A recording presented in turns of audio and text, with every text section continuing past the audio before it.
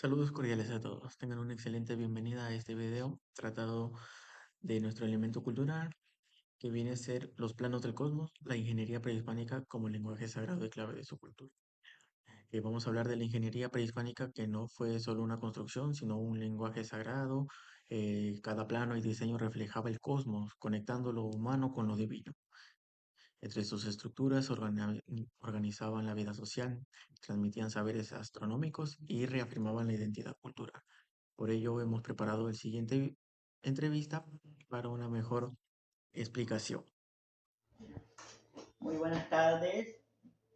Me encuentro aquí con el arqueólogo Jair para hacerle algunas preguntas sobre nuestro trabajo del R4 de curso de cátedra. Y bueno, buenas tardes, primeramente. La primera pregunta sería: ¿cómo se distingue la cultura mochica entre todas las culturas que tenemos en el Perú y en especial en la cultura moderna que tenemos actualmente? Bueno, nosotros tenemos que entender de que las sociedades en el antiguo Perú tenían sus propias particularidades, ¿no? Generadas, por ejemplo, por las características del medio geográfico que las rodeaba, y el ser humano buscó una respuesta para poder dominar y adaptarse a ese medio. Parte de esa adaptabilidad el hombre comienza a crear, no solamente objetos, sino también edificaciones, ¿no? ¿Qué caracteriza en realidad la cultura moche? Tenemos que entender que la cultura moche se asienta en la costa norte del Perú, donde hay un paisaje desértico, ¿no? Que es irrigado de manera estacional por la llegada de las aguas de la sierra, ¿no? Durante época de lluvia, en este caso en época de verano. Entonces, ¿qué caracteriza la cultura moche? Uno, la forma de organización jerárquica social. Ellos tenían una organización que estaba manejada por un grupo de élite, ¿no? En este caso un gran señor. Posteriormente también había sacerdotes, líderes religiosos, guerreros, también grupo de artesanos, ¿no?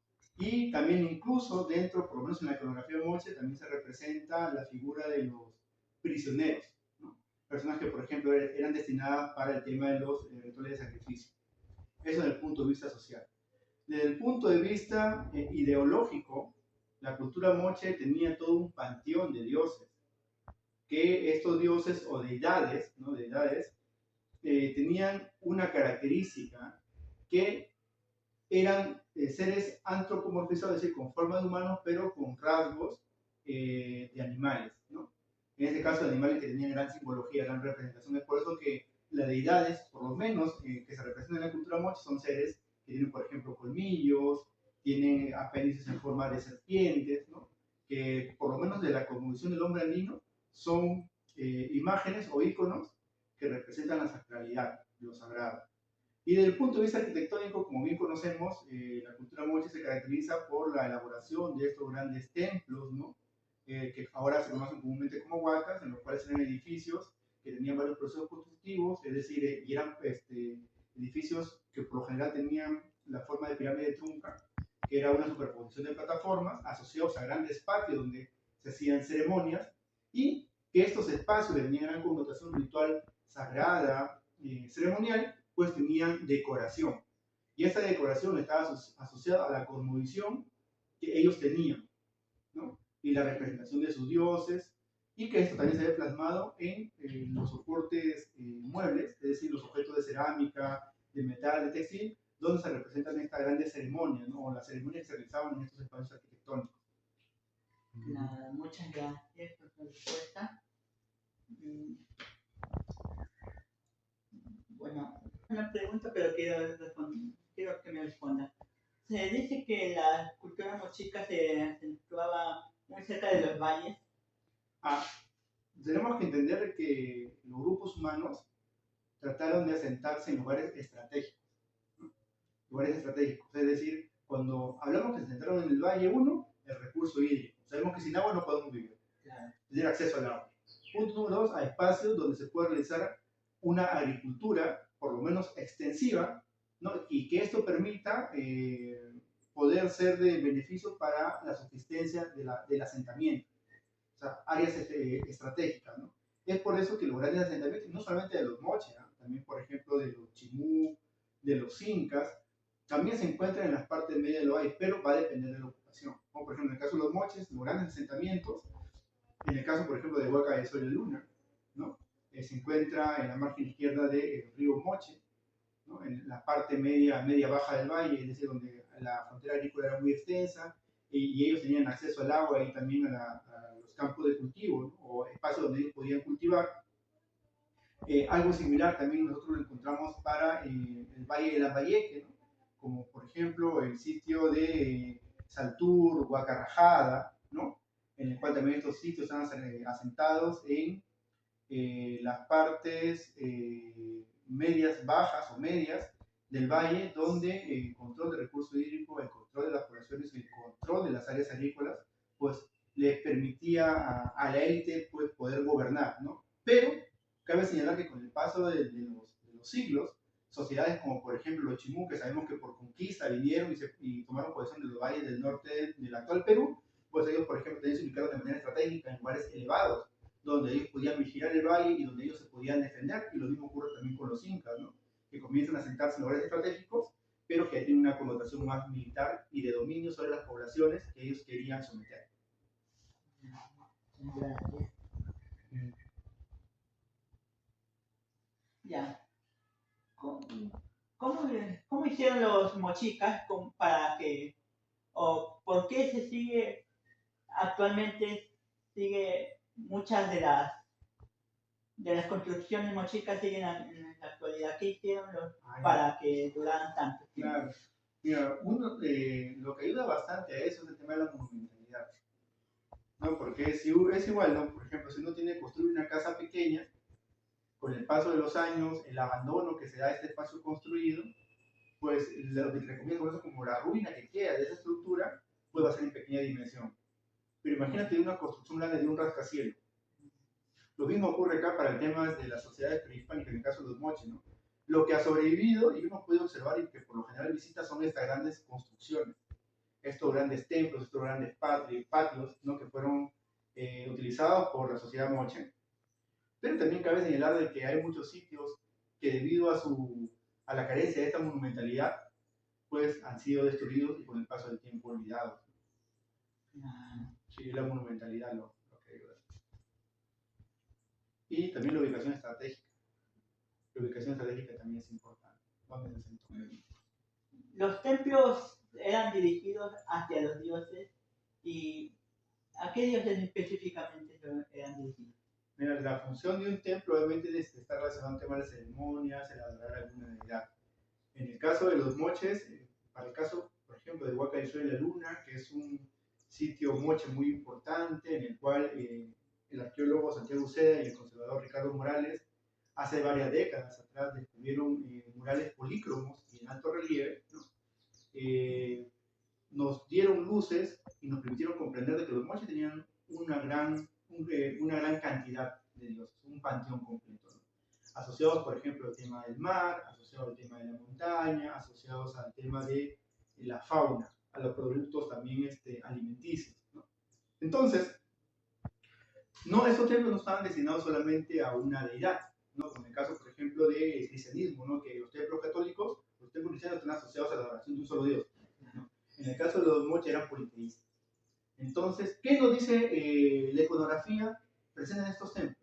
De que eran espacios rituales, eran espacios donde se celebraban grandes ceremonias y que estos espacios están siendo utilizados para venerar a distintos tipos de deidades. Muchas gracias. Como última pregunta que voy a hacer es, ¿qué acciones considera usted que debemos tomar para preservar todavía viva la cultura mochica? Bueno, lo que nosotros tenemos que empezar por valorar, ¿no? Sensibilizarnos, concientizarnos acerca de la riqueza cultural de la cual nosotros somos herederos como peruanos. Eso es uno.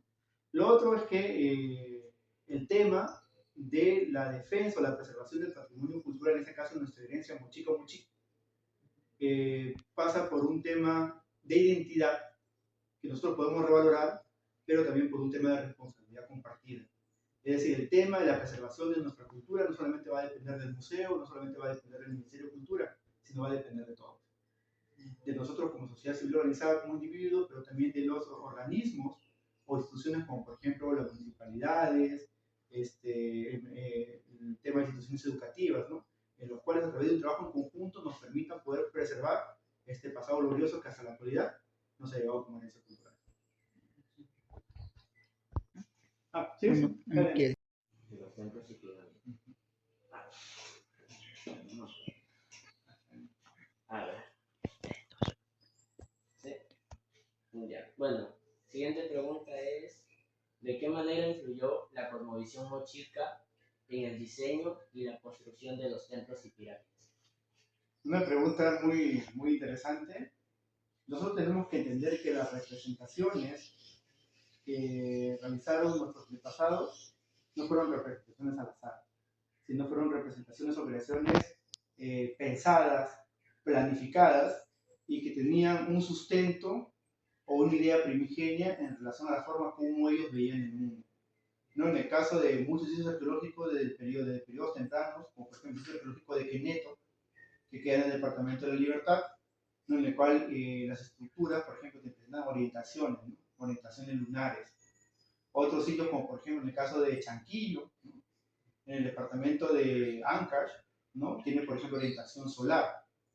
En este caso, para los moches, la forma como ellos comprendían su mundo se encuentra representada dentro de los elementos arquitectónicos, a través de pinturas, a través de relieves, ¿no?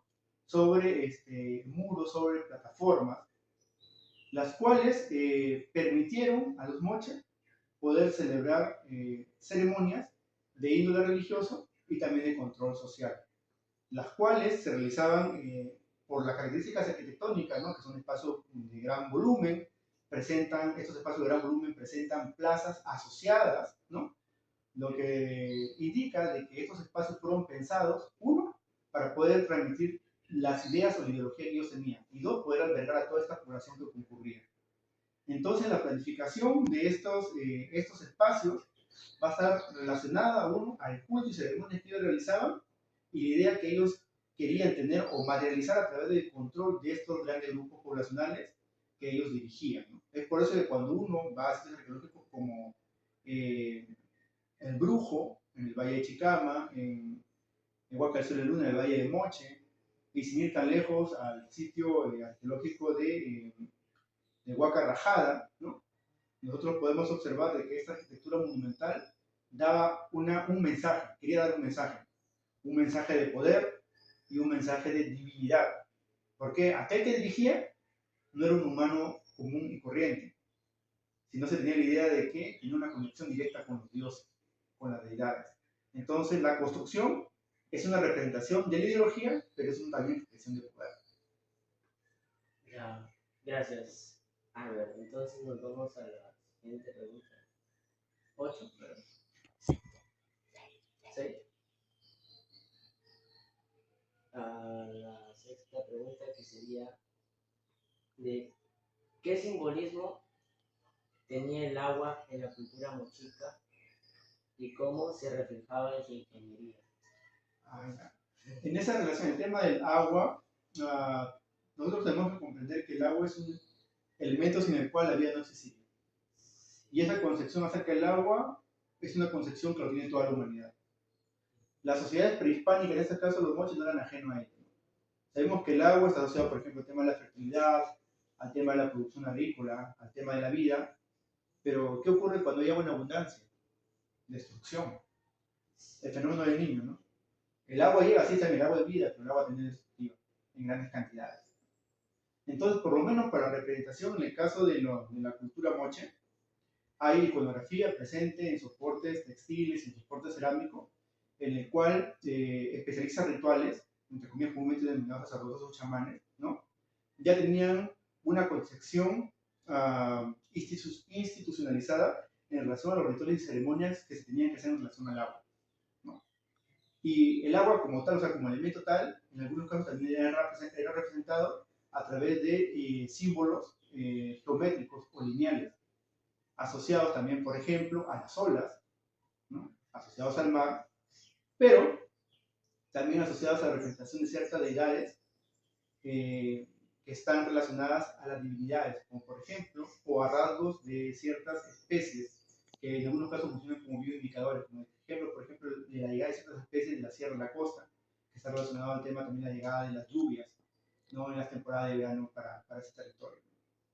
Entonces, la forma como la representaban, uno, era a través de, por ejemplo, de elementos geométricos como las volutas, ¿no? Que se asocia al tema de la luna, pero también al agua y la fertilidad, la representación de los felinos, ¿no? Que también está asociado al tema del poder y la fertilidad, y la representación de ciertos dioses con elementos fitomorfos, es decir, elementos vegetales, ¿no? En los cuales también, tal vez no representan de manera directa el agua, pero sí la fertilidad, sabiendo que la fertilidad está asociada al tema del recurso hídrico.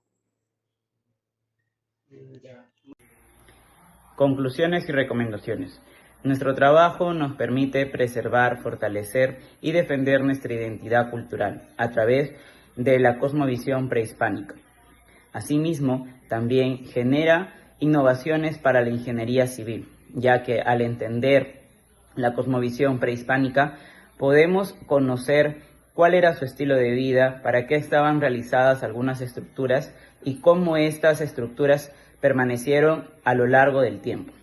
Asimismo, también desarrolla de manera sostenible futuros proyectos, teniendo en cuenta nuestro presente, el futuro y el pasado, utilizando técnicas ancestrales de manera que preserve nuestra naturaleza y nuestra identidad cultural.